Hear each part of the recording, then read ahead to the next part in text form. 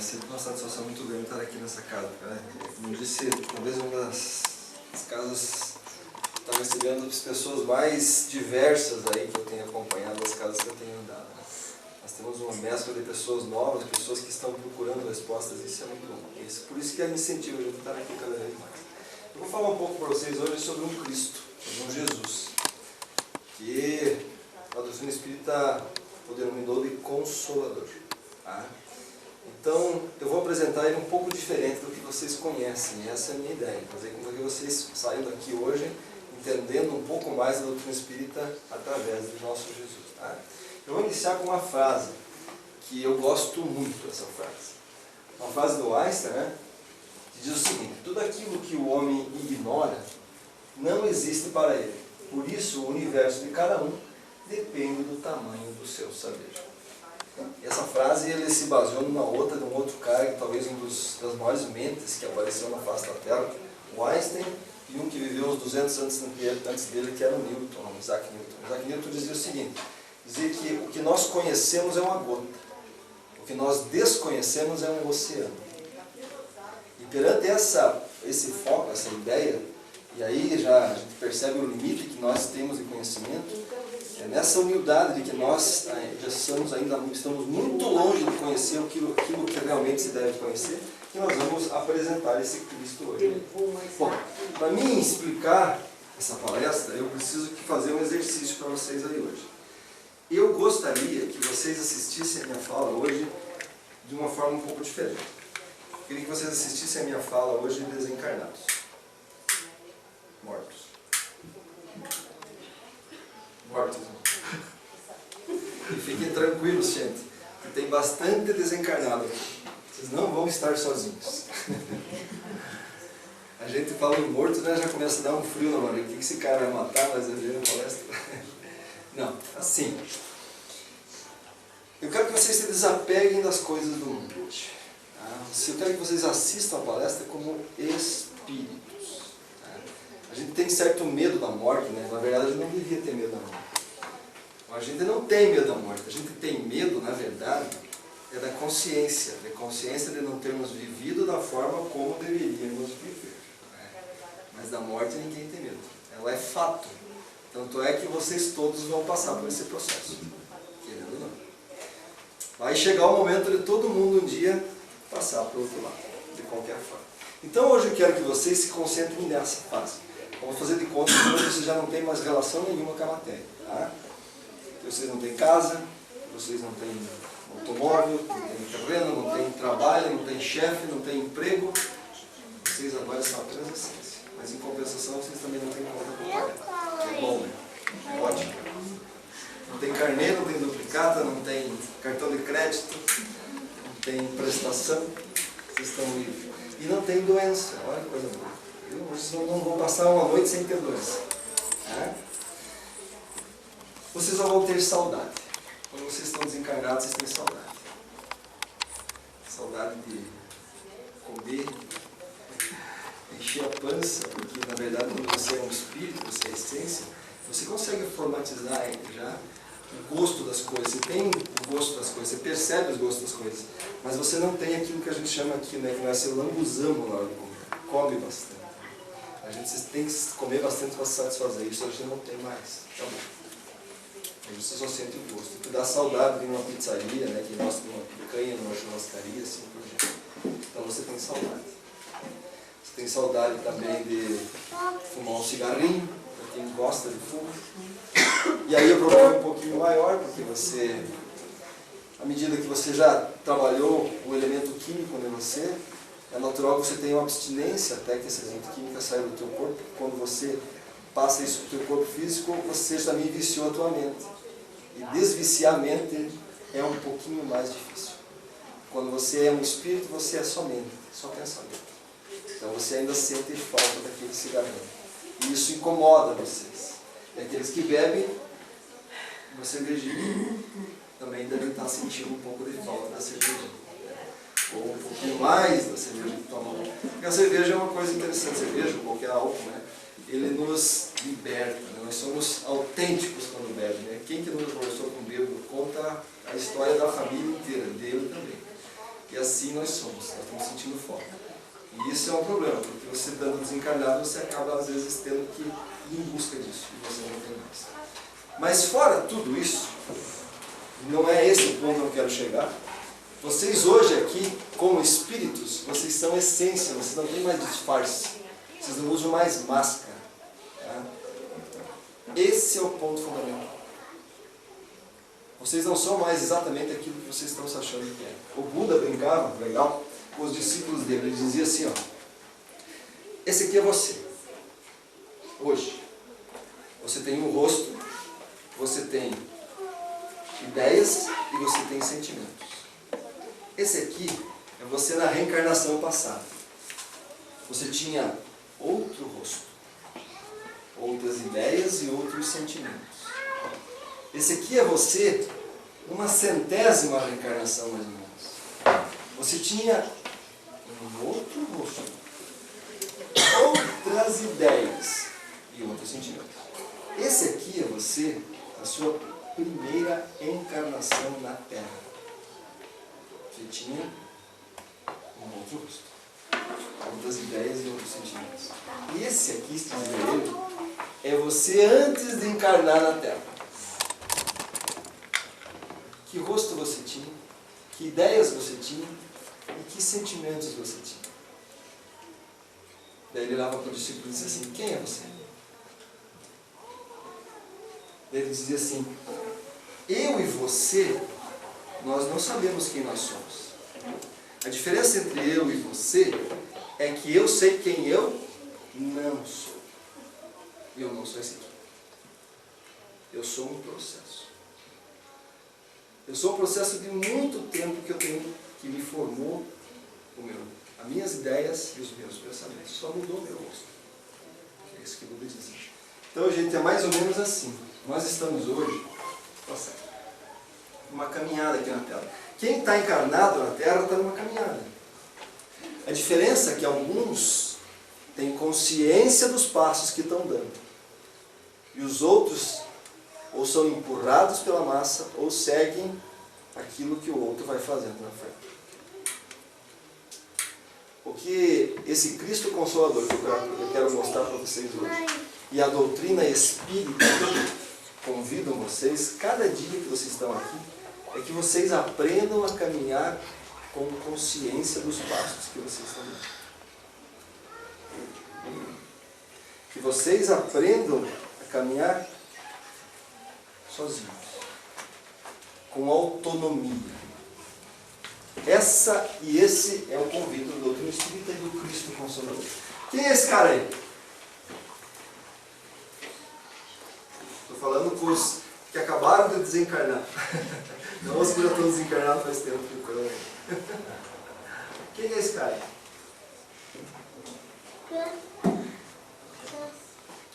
Tem certeza? Tem certeza que é Jesus?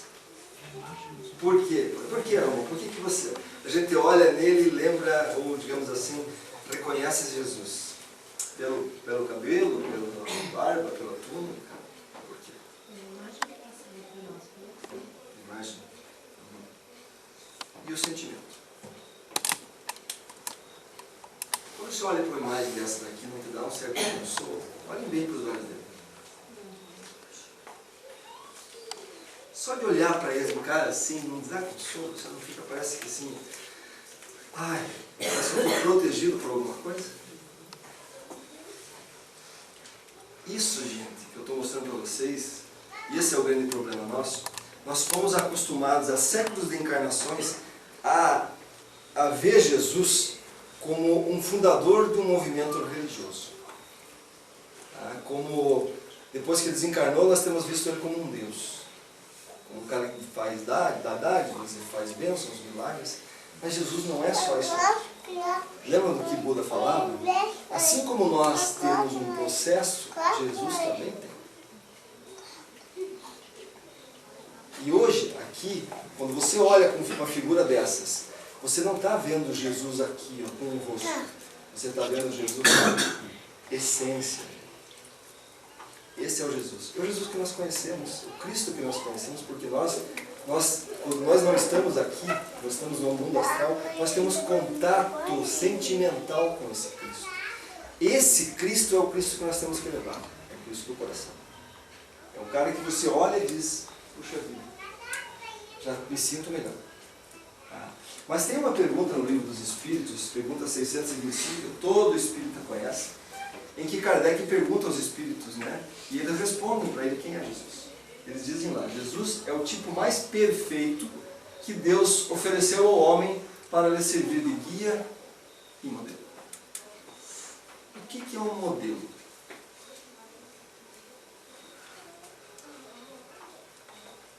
Modelo é um exemplo, né? É isso aí. Um padrão a ser seguido, isso aí. Se eu acho legal o MC rapper Banana, eu cada vez mais quero me aproximar e viver igual a ele, porque ele é meu modelo.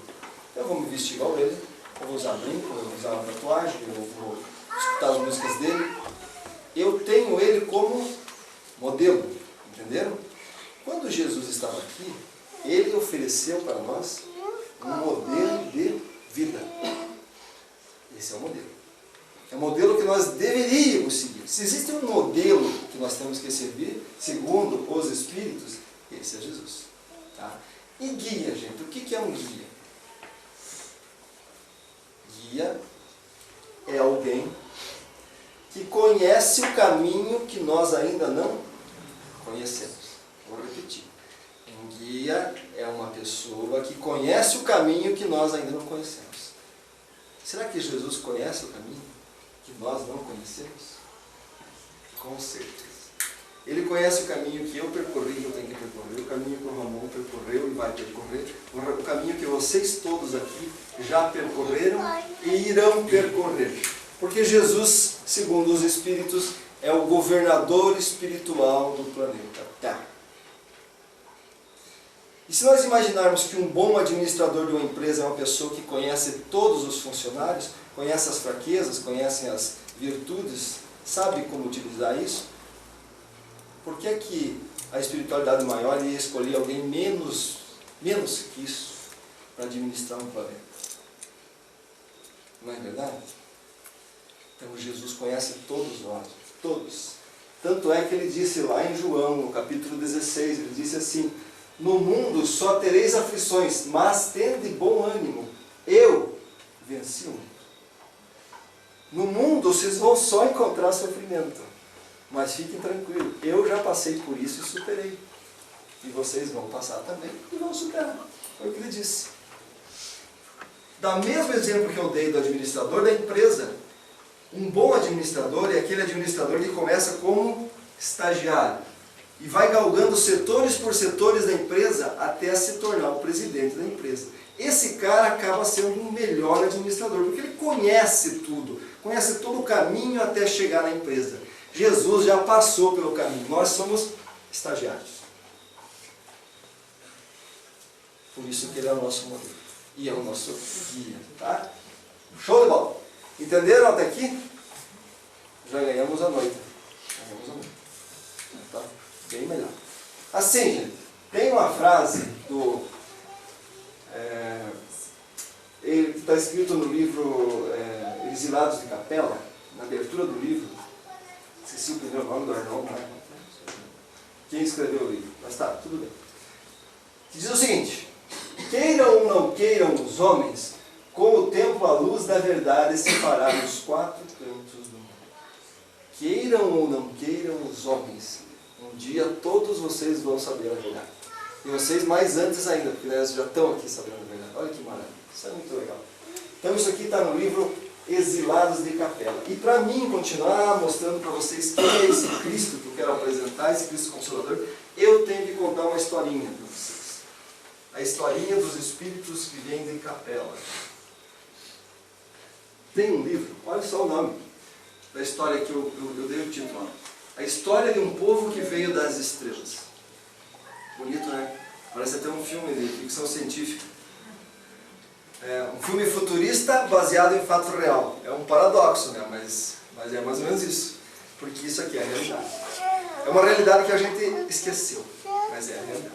Tá? Tem um livro chamado Caminho da Luz, onde a espiritualidade se aproveita dessa fantástica sintonia que existe entre Chico Xavier e Emmanuel. Chico Xavier encarnado e Emmanuel como um espírito de autoconhecimento. E Emmanuel vai passar para nós uma informação, aliás, uma informação esquecida, mas ele traz nesse livro uma, vamos dizer assim, uma notícia em que essa entidade celestial que é Jesus, posso dizer, numa missão de caridade extrema, ele resolve receber na Terra espíritos rebeldes de um planeta que é iluminado por uma estrela chamada Capela, que fica na constelação de Cocheiro, Capela ou Cabra. Um desses planetas estava passando por um processo que a Terra está passando hoje, um processo de transição, saindo do mundo de provas e expiação, um mundo de sofrimentos, e passando para um mundo de regeneração, onde vamos iniciar a conhecer a real felicidade. Só que alguns espíritos de lá estavam atrasando essa consolidação dessas conquistas morais daquele planeta. E eles precisavam sair de lá. E Jesus, eu não sei porquê, porque o livro não explica exatamente isso, mas o livro fala que Jesus resolve receber esses espíritos aqui no orbe da Terra. E o livro diz o seguinte, que milhões, e eu vou falar de novo, milhões de espíritos vêm até a Terra. Milhões. E tem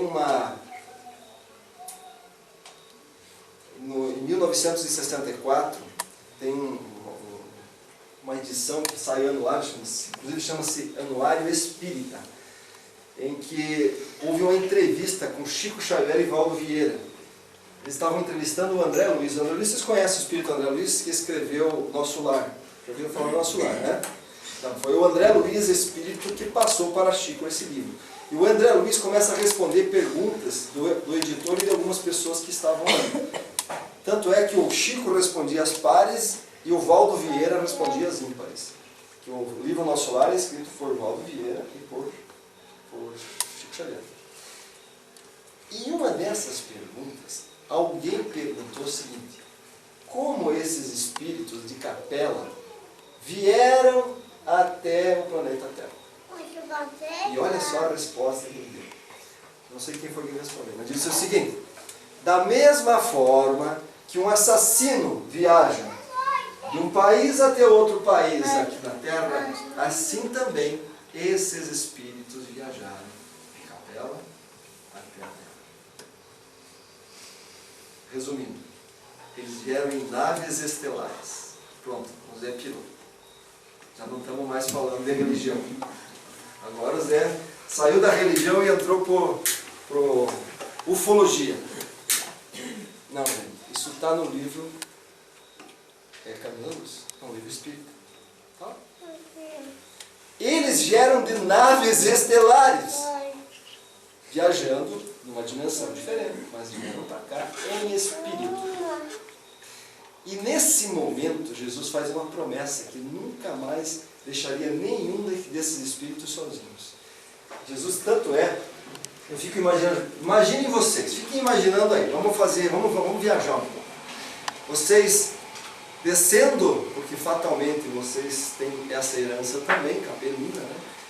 Descendo no Espaço Porto da Terra. Estão descendo lá.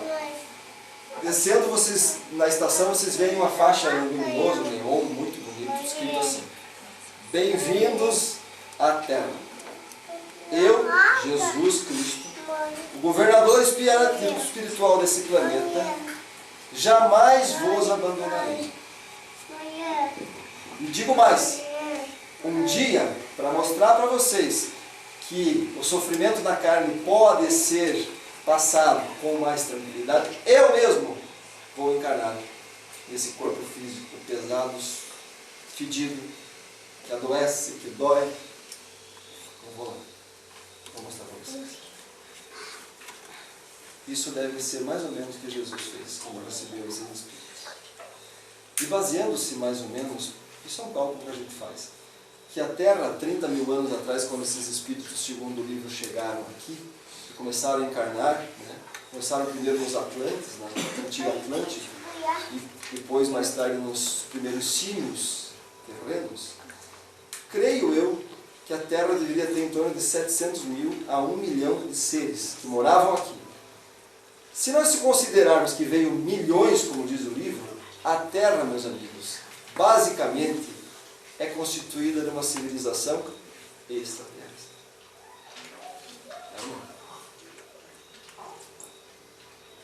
Olha só que interessante. Nós aqui achamos que nós somos o ponto máximo da cadeia, né?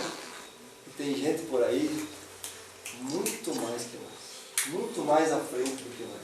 E Jesus prova para nós isso aí, e fala muito bem, e é relatado isso em Lucas. E não é o meu foco falar da parábola, tá? Mas eu vou só contar um pouquinho. Então diz Jesus lá em Lucas: aproximavam-se de Jesus todos os publicanos e pecadores. Publicanos eram aqueles caras que eram judeus e coletavam impostos para os romanos, então eram odiados. Eram nossos políticos do mensalão aí do Lava Jato, tá? Odiados. E pecadores. Pecadores é que não seguiam as leis judaicas, ok? Para ouvir Jesus. Os fariseus e os escribas murmuravam: este recebe pecadores e come com eles. Jesus propôs esta parábola: qual de vós é o homem que, possuindo 100 ovelhas, e tendo perdido uma delas, não deixa as 99 no deserto e não vai em busca da que havia perdido até achá-la? Ou seja, Jesus deixa todos os afazeres dele e vem aqui. Não para salvar quem, digamos assim, era elite, ele estava aqui para salvar as ovelhas perdidas. Aqueles que ele prometeu que ele nunca abandonaria. Essa é a tônica dessa parábola. Tá? E assim, continuando a história, tá? Quando eles chegaram aqui, por sintonia, vocês imaginem só, no planeta deles existiam países também, tá? Veio espíritos de todos os países daquele planeta. Fatalmente, por afinidade e sintonia, eles acabaram se aglomerando na Terra em civilizações. E formaram 5 grandes civilizações. Formaram a antiga China milenar, formaram os hindus, formaram o povo hebreu, formaram o povo egípcio, esse rapidamente avançou e foi embora, e formaram o povo ariano, ou seja, os europeus, romanos, atenienses, hispanos, gozos, visigodos, celtas e assim por diante. Tá? Todos eles, gente, isso aqui eu não estou falando, não é o mundo espiritual falando isso, não. Todos eles falavam na vinda de um Salvador. Todos. Os hindus diziam que vinha um Deva. Platão chamava de demiurgos. Os hebreus o chamavam de Messias. Por que todos eles esperavam esse Salvador? Coincidência? Eles sabiam a promessa. Eles sabiam que Jesus disse que viria. E eles esperavam. O problema é que eles esperavam assim, ó. E tem gente esperando ainda, né? Ainda tem gente esperando. Jesus disse que vai voltar, mas isso já dá uma outra palestra. Mais uma outra forma. Eles esperavam ele assim. Os hebreus esperavam que ele viesse numa carruagem de fogo, que chegasse e libertasse ele dos romanos, do jugo dos romanos. O problema é que ele veio assim. E aí o povo não reconheceu. Por que ele veio assim? Para lhe dar a primeira grande lição que nós recebemos. Qual é a lição? Humildade. Sem essa primeira lição, sem você sair do seu salto, você não consegue ver a verdade. Tanto é que Jesus, no Sermão da Montanha, a primeira palavra que ele diz, bem-aventurados os pobres de espírito, aqueles que não têm orgulho, aqueles que são humildes de coração, porque deles é o reino dos céus. Então ele vem assim. E só para vocês terem uma ideia, segundo Emmanuel no livro, essa preparação de Jesus de ir para a Terra não se fez bem assim. Não é uma coisa tão simples assim. Segundo Emmanuel, foi quase 1000 anos antes de Jesus pisar aqui, inicia a preparação. Por que será? Por causa da aura energética de um ser celestial como Jesus. Se ele viesse sem fazer essa redução perispiritual, ele cegava nós. Não só cegava, como todo mundo ia reconhecer quem era ele. E não era essa a ideia. Então ele passou por um processo de redução perispiritual. Tem uma história, gente. Vocês vão entender melhor. Quem conta essa história é o José Maria Nogueira. Ele é um teosófilo. Tá? A teosofia é mais ou menos igual ao espiritismo, só que eles não consideram como religião. Eles têm as mesmas bases, é muito interessante. Quem quiser estudar ou pesquisar um pouquinho sobre a teosofia, pesquisa. Então, o José Maria Mendonça, ele era um teosófico. E ele era o pai do Ronivon. Ouviram falar do Ronivon? Só os mais velhos, mais jovens não sabem nem quem é esse cidadão. Enfim, não, eu também não conheço. Nem eu, também não. Então, o José Maria Mendonça conta uma história, gente, só para vocês terem uma ideia do que é a aura de um ser desse tamanho. Ele disse que na Praça da Sé morava um cidadão chamado, eles chamavam ele de Zé da Praça. Tomavam umas pingas, era meio biruta, que todos eram meio biruta. Esse projeto era um pouco mais. Ele morava na Praça da Sé, ali, com um saco nas costas, no dia dormia debaixo de uma escada, no dia dormia no banco, e assim por diante. E o Zé tinha um ritual. Todos os dias, às 6 horas da manhã, o Zé ia na missa das 6, na Catedral da Sé. E ele não ia só na missa, ele chegava na porta, cantava, e ficava esperando o padre começar a missa. Quando o padre dizia bom dia, ele passava por todo mundo, passava por trás do padre, e ia lá na frente de uma imagem de Jesus. Dizia assim: "Ô Jesus, o Zé está aqui, ó. Se precisar de mim, estamos por aqui." Fazia a volta, passava de novo em frente ao padre, ia embora e saía. Religiosamente, todos os dias ele fazia isso. Até que um dia, isso por anos e anos, até que um dia, o Zé não apareceu. Todo mundo incomodou-se, o padre já nem tinha começado a missa, porque o padre nunca começava a missa antes do Zé chegar, porque ele ia ter que interromper a missa de qualquer jeito. Então ele esperava. Espera e vai nada do Zé. Aí começa a missa, termina a missa e o pessoal começa a ficar incomodado. Onde é que está o Zé? Sumiu. Aí um grupo de pessoas sai lá para fora da praça e vão procurar ele, como se ele tivesse do posto policial, e que o guarda disse: não. O Zé ontem à noite foi atropelado por um ônibus.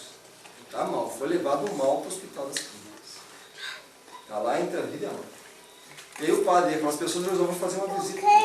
Olha, gente, segundo José Maria Nogueira, todos os profissionais de saúde desse hospital, eu tenho bastante gente aí, vou deitar no mal, dizem que essa história é realmente verídica. Tá? Chegaram o pessoal lá e o Zé estava na UTI, estava lá todo entubado, tudo estrupiado, e o médico disse: olha, o Zé não passa de hoje. Se passar de hoje, então amanhã vai embora. Não tem, morte cerebral, não tem. Beleza, vou embora, né? E aí acontece, senhores, um fenômeno fantástico. Passa-se aquela noite, e às 6 horas da manhã, 6 horas da manhã, acontece um fenômeno no hospital. Todos os pacientes da ala onde o Zé estava internado se curam. De uma hora para outra. Todo mundo fica espantado e tal, e a notícia chega ao padre e mais as coroinhas lá, e voltam à tarde fazer uma visita para o Zé já está lá tranquilamente depois já num quarto separado, falante, né, e tal, na boa, assim. E eles chegam ao padre, lógico, quem que não tinha curiosidade? O que foi que aconteceu? E José disse assim, olha, o que aconteceu eu não sei. Eu só sei que eu estava lá, não sabia exatamente que tipo de situação que eu estava, e veio uma luz perto de mim. E era uma imagem de uma pessoa. E esse cara levantou a mão e disse, Zé, Jesus está aqui. Se precisar de mim. Naquele momento, senhores, todos se curaram. Ele, olha só o tamanho do ser que esse cidadão atraiu. Tem uma ideia do tamanho da aura energética que esse ser tem? Eu não sei se é Jesus, pode ser que não fosse. Mas ele é tão grande, essa força energética, que ele acabou curando toda a ala. Percebe? Então curar ceguinho, né, leproso, isso ali para Jesus, né? Café com leite, nem nós tiramos espinho. Mais ou menos assim. Então Jesus precisou fazer uma redução espiritual. E não era esse o foco de Jesus. Ele não veio aqui para fazer cura para ninguém. Tá?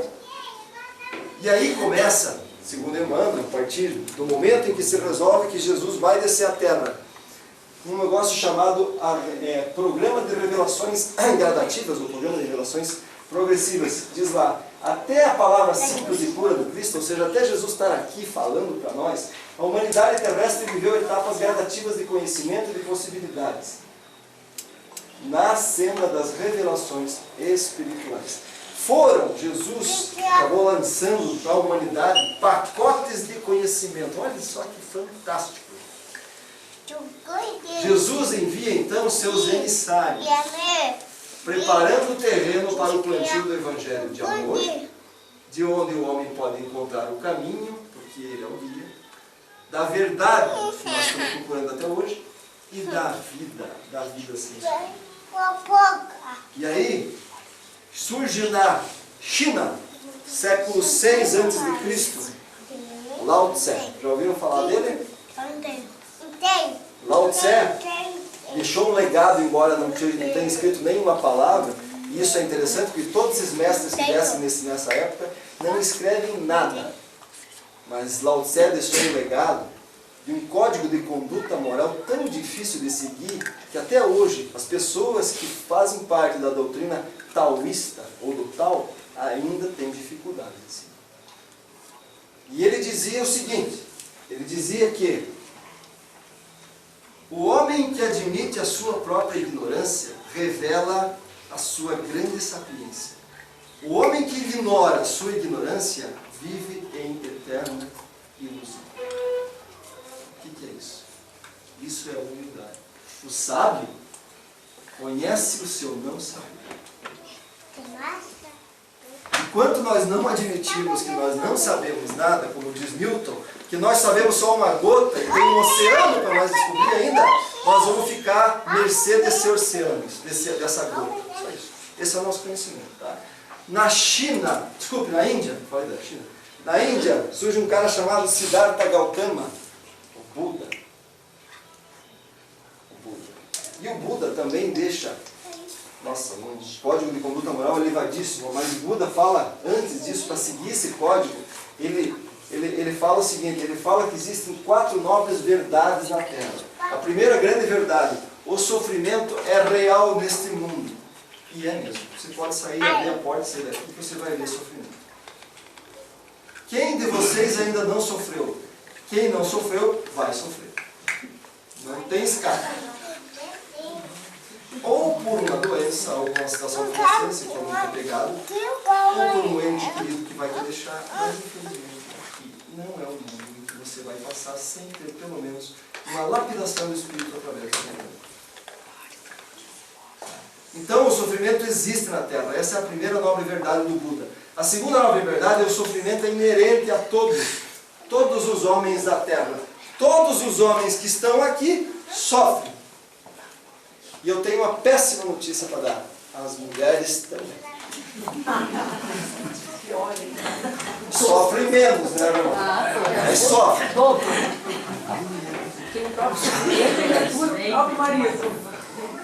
Pronto, viu só? Mexe no pau. Então não tem, cara, não tem como você escapar. Se na Terra tem só sofrimento e você vive aqui, o que você espera? Pouquinho, para alguns que já têm um pouquinho mais de avançado e passam pelas provas com um pouco mais de facilidade. Quem infelizmente ainda está muito apegado, passa pelas provas com grande dificuldade. E é dor, é sofrimento bem maior. Tá? E o Buda dizia que existe uma terceira nova verdade. A causa desse sofrimento ele chamou de avidya. Avidya é uma palavra sânscrita, significa ignorância. Nós sofremos, gente, porque nós ainda não temos conhecimento do porquê. Ou quem nós somos, por que nós estamos aqui, de onde eu vim e para onde eu vou. Nós estamos aqui como assim, nós caímos de paraquedas na Terra, não é assim? Lembra que eu falei que nós somos um povo que caminha? Quantos têm consciência do que estão fazendo aqui? 1%, 2% talvez? O resto sofre por ignorância. Tá? E essa aí, ele fala da quarta nova verdade, que ele chama de caminho óctopus, que são 8 fases para você ir melhorando, chegar até a iluminação. Porque a iluminação não é uma coisa que faz, como eu disse, numa encarnação só. É necessário que você progrida pouco a pouco. E esse pouco vai se tornando muito maior em cada encarnação. E a primeira fase do caminho óctopus é a humildade. Quando eu dizia que não começa nenhuma das fases, das 8 fases dele. Lá na Pérsia, hoje atual Irã, nasce Zoroastro, outro grande mestre. Zoroastro ou Zaratustra, que diz uma lenda que quando ele nasceu, ele foi a única pessoa na face da terra que sorriu. Os outros choravam. Eu não conheço ninguém até hoje que nasceu sorrindo. Segundo a lenda, ele foi o único cara que nasceu sorrindo. E isso trouxe uns problemas para ele. Porque o sacerdote da aldeia chamou o pai dele e disse: o teu filho está endemoniado. Você tem só uma situação, vamos sacrificar esse menino. Lógico, ele estava mais com medo da luz que ele ia ofuscar, né? Vamos matar esse guri. Que isso aqui, se você não fizer, os deuses vão acabar com as plantações, vão matar os cavalos, você está ferrado. Vamos matar já. Enquanto é pequeno. Por sorte, o pai dele não ouviu esse sacerdote. E o Zoroastro acaba se tornando um dos maiores mestres da história da civilização. O Zoroastro dizia o seguinte: a necessidade da humildade para adquirir o conhecimento, pois para se aprender algo é preciso antes reconhecer que você não sabe. Não tem como você estudar uma coisa se você achar que você já sabe. Você não vai aprender absolutamente nada. E ele dizia também sobre o código de conduta reto que as pessoas devem seguir na Terra. A humildade é se ter disciplina consigo mesmo, ser severo e exigente com a sua melhora e não para com os outros. E até hoje nós somos muito mais severos com os outros do que conosco. E é por isso que é difícil da gente seguir esse tipo de caminho que eles pregam. Porque nós somos responsáveis, gente, pela nossa melhora e não dos outros. Eu não posso mudar o mundo se eu me mudar primeiro eu. Essa é a ideia. E o Zoroastro, gente, numa época em que se tinha muitos sacrifícios, eles tinham mais de 1000 deuses na Pérsia, só para vocês terem uma ideia. E o deus Baal, que era um deus que mais exigia sacrifícios não só de animais, mas humanos, crianças, virgens, ele acaba com os sacrifícios de animais e outras questões sanguíneas. Funda uma doutrina monoteísta, acaba com todos os deuses e diz: não, gente, vocês têm que pensar que existe só um. Esse que conduz. Só um. E fala, ele dizia que o homem só evoluiu através da libertação do mal. E que o mal existe dentro de nós. E esse mal, o nome dele é coincidência? Coincidência? Um nasce na Índia. A Índia aqui. Outro nasce na China. Outro nasce na Pérsia. E todos falam a mesma coisa. Coincidência? E a gente faz de conta que isso não existiu. Não é culpa nossa. Por séculos e séculos de encarnações, como eu disse, nós estamos acostumados a ver isso como religião, como qualquer coisa da arte. Isso é uma grande verdade. Embora a mente aconteceu coisas, mas nós temos que abrir a nossa mente para isso. E mais um. Esse é o último que eu vou passar, eu prometo. Mas eu tenho que passar isso. Esse é o Sócrates. Tá? E o Sócrates dizia, Sócrates é ateniense, tá? É um grego, tudo bem? E viveu por volta do século V a.C. O homem sábio reconhece a pequenez do seu saber. Só sei que nada sei. Ele dizia isso. Só sei que nada sei. Então Sócrates só se renova quem acredita que precisa se melhorar. Quem se crê perfeito não está aberto ao novo conhecimento. Opa, foi demais. E o Sócrates tinha uma coisa interessante. Ele pregava isso aí principalmente, gente, para os jovens. E por isso ele foi condenado à morte. Prenderam ele porque ele disse que estava corrompendo os jovens de Atenas. Prenderam, botaram numa cadeia e condenaram à morte. Ele ia ter que tomar cicuta. E aí tem uma história interessantinha que chega a esposa dele na cadeia, Champita. Olha que nome bonito para dar para uma filha. Champita. O que você acha disso? E a Champita chega na cadeia chorando em prantos. Meu Deus do céu, você está preso. Dizendo, não, eu não. E eu estou vivo. Preso, está tudo em cadeia. Aí ela diz, mas você vai morrer. E quem é que não vai? Olha a tranquilidade. Mas você vai morrer injustamente. Mas você queria que fosse justamente? Não. Tranquilidade. E aí vem uma pergunta, gente. Quem estava preso? Olha só. O homem orgulhoso acha que é livre, isso que ele dizia. Mas é escravo das suas próprias ideias transformadas. Enquanto nós não abrimos a nossa cabeça sobre novas situações, nós vamos continuar vivendo escravo, empurrados pela massa ou seguindo da frente para ver como é que é. É isso.